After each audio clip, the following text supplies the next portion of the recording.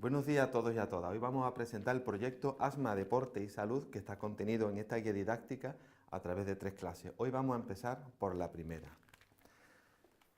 En esta primera clase vamos a hablar sobre qué entendemos por el asma y para eso vamos a recurrir a los conocimientos, a lo que han escuchado los alumnos y las alumnas dentro de sus casas. Incluso es posible que algunos de nuestros alumnos puedan tener asma, lo que va a enriquecer la clase porque van a dar sus experiencias a través de la clase. Los contenidos de la clase 1 fundamentalmente van dirigidos a saber cómo es el aparato respiratorio, cuál es el fundamento del asma, que ya veremos que consiste en la inflamación de los bronquios, cuáles son los síntomas que muchas veces pueden pasar desapercibidos, los desencadenantes de este asma y cómo experimentan el asma todos, incluso los estudiantes que no han tenido asma. En la siguiente diapositiva pues presentamos el aparato respiratorio con sus componentes de vías altas, de boca, nariz, faringe y sus vías bajas donde empiezan los tráqueas, bronquios principales, etcétera, etcétera, que es donde va a radicar el problema respiratorio. Fijaros cómo este vídeo que aparece va a dar una sensación que va a ilusionar un poco al estudiante para estar presente mientras el profesorado está explicando. Se ve cómo son los bronquios por dentro, está hecho en tiempo real en una persona con una endoscopia y esto va a permitir que los estudiantes tengan bastante mayor interés que una simple diapositiva. En la siguiente diapositiva, pues ya hablamos de para qué sirve la oxigenación. Entra en el aparato respiratorio una serie de partículas que es oxígeno y luego vuelven a salir en forma de anhídrido carbónico. Esto es para lo cual sirve nuestro aparato respiratorio y nuestra oxigenación. Y el asma es una enfermedad que va a interferir en este proceso. Por tanto, debemos de hablar, antes de seguir de los contenidos del árbol respiratorio, de cuáles son las partes del bronquio, que están rodeados por una serie de capas musculares alrededor y además tiene un contenido de una mucosa bronquial que es capaz de producir moco, que es la causa de que a través de la tos se expulsen esas secreciones. También, mediante este interesante vídeo, hacemos un viaje por dentro del bronquio y vamos a ver que hay una capa interior, que es la capa mucosa, donde van ahí las partículas respiratorias y por fuera la capa muscular y una capa que le da consistencia y firmeza al bronquio. En la siguiente diapositiva ya empezamos a hablar qué es lo que se afecta en el asma, y es que en el asma se afectan los bronquios, que son muy sensibles. Señalamos cuáles son los bronquios dentro del aparato respiratorio y además vamos a decir qué es lo que pasa en los bronquios. Es que hay una musculatura del bronquio que es externa, el músculo de momento no se cierra, pero en el momento en que empieza a entrar desencadenante, el músculo se cierra, se queda muy pequeñito y ya es cuando empieza la dificultad respiratoria. Eso es lo que nosotros pretendemos que vean los estudiantes. Y además se produce mucho moco. Fijaros, esto es una rememoración de qué es lo que pasa cuando entran los desencadenantes en las vías respiratorias, produce la inflamación del bronquio y el bronquio se cierra. Esto lo podemos explicar y podemos ir introduciendo poco a poco a los estudiantes dentro de la patología de la persona con asma.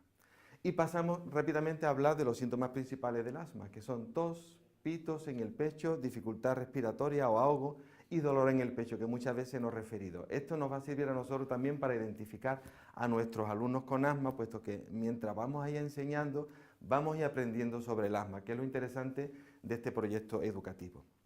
En esta diapositiva nosotros hacemos una pregunta abierta a todos los estudiantes, donde le pedimos que dentro de la casa, ¿cuáles pueden ser desencadenantes de asma? Le damos un par de minutillos para que ellos piensen, para que digan, para que opinen, se apuntan en la pizarra todas aquellas cosas que están diciendo los estudiantes, no se da ninguna por tonta, puesto que así le animamos a que sigan interviniendo y que digan todas las cosas. Y a continuación nosotros vamos a repasar todas esas cosas que han dicho los estudiantes mediante estos cartelitos que van a aparecer. Y para hablar de cómo actúan los factores desencadenantes, pues aquí volvemos a repetir de que hay en la entrada en el bronquio se están presentando pues los virus, las bacterias, los pólenes implica una caída dentro de la mucosa bronquial que se inflama y al final se va cerrando.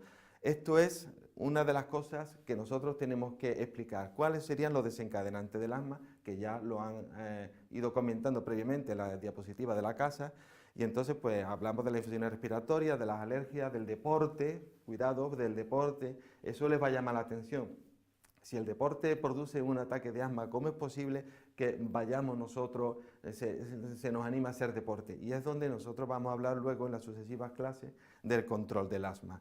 Una de las cosas es, como desencadenante, los ácaros del polvo, explicar cómo está, pero además hay una cuestión muy interesante que aparece, este vídeo proporcionado por una industria farmacéutica donde se ven cómo están los ácaros que viven con nosotros y que son microscópicos. Para verlo se necesita un equipo de microscopía.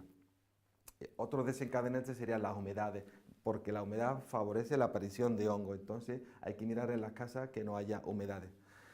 También dentro de las humedades los días húmedos, que son los que desencadenan que cuando cambian empiezan a aparecer nubes, empiezan algunas personas que son alérgicas al alternar y a los hongos empiezan a presentar problemas. Y otros desencadenantes pues, pueden ser las mascotas que tenemos en el domicilio, perros, loros, hámster, gatos, etc. Y otro pues los pólenes, el que es alérgico al olivo, al abedul, a las gramíneas, etcétera, etcétera. Estas cosas que muchas veces investigan los médicos dentro de su departamento, pues también tenemos que hablar de ello, y de los pólenes de las hierbas y de las malezas también. Y luego hacemos la pregunta, ¿qué es el asma? Para que los estudiantes vayan diciendo sus opiniones y nosotros las vamos diciendo. Es una dolencia de los bronquios en las cuales se inflaman y se estrechan. Es un concepto fundamental y vital para lo que va a venir después. Cuando una persona que padece se pone en contacto con algo que le hace daño, ¿cómo? Y pasamos a la siguiente, polen de olivo, polen de hierba, etcétera, etcétera. Pero antes de nosotros dar la respuesta, esperamos que los estudiantes vayan opinando y vayan levantando su mano y vayan diciendo las cosas. Y volvemos, por tanto, a la diapositiva donde estaban todos los desencadenantes de asma reunidos. Hay una pregunta que se hace muchas personas, ¿no? ¿Se contagia el asma? Nosotros tenemos que explicar que no. Solo se contagian las infecciones, pero las infecciones respiratorias son unos desencadenantes para el asma. A veces los síntomas de asma se encadenan por un resfriado, por tanto hay que cuidarse. Es un concepto que tenemos que transmitir a nuestros estudiantes. Por tanto, no se contagia el asma, pero sí se contagian los resfriados. Otra pregunta es si el asma se hereda. Realmente se sabe que en la familia es frecuente que varias personas presenten asma, pero no es una enfermedad hereditaria, aunque sí hay un cierto patrón familiar, pero no es una de las enfermedades que nosotros consideramos que son hereditarias, como por ejemplo la hemofilia o cualquier otro tipo de enfermedad. ¿Y qué pasa con el tabaco? Con esta parte de la clase nosotros vamos a introducir al alumnado que no tiene asma, porque algo le tenemos que dar a nuestros estudiantes que no tienen asma, que están escuchando esta clase, que va a servir para integrar a los estudiantes con asma alrededor de sus compañeros que no tienen asma para que entiendan qué es lo que pasa. Pues entonces, esto es un valor añadido para el resto de los estudiantes que no tienen asma. Pues empezamos a enumerar, el tabaco afecta a todo el mundo, apesta la ropa. Tenemos que dar conceptos para la juventud, no de enfermedades, sino qué es lo que realmente origina.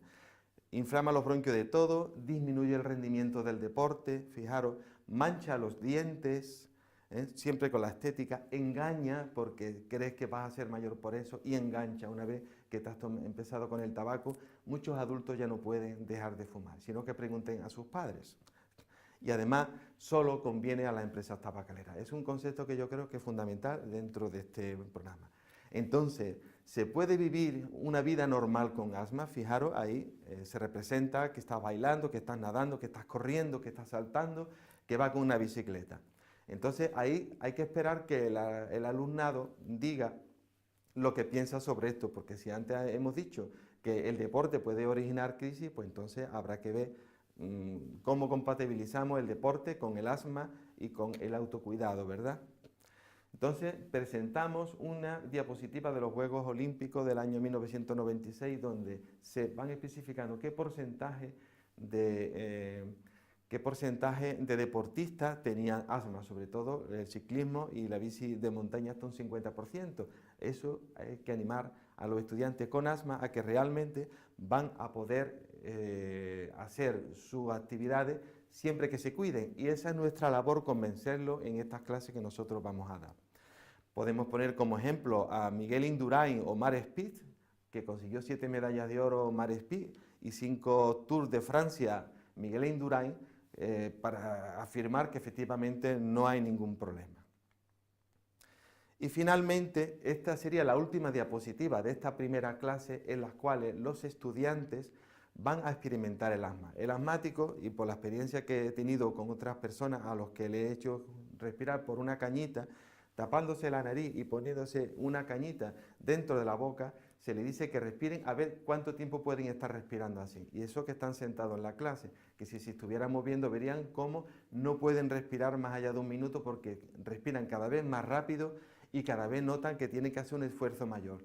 Con eso todos los estudiantes que no tienen asma llegan a comprender por fin cuál es esa manera de estar por la cual no quieren correr, por la que se ponen a toser, etcétera, etcétera.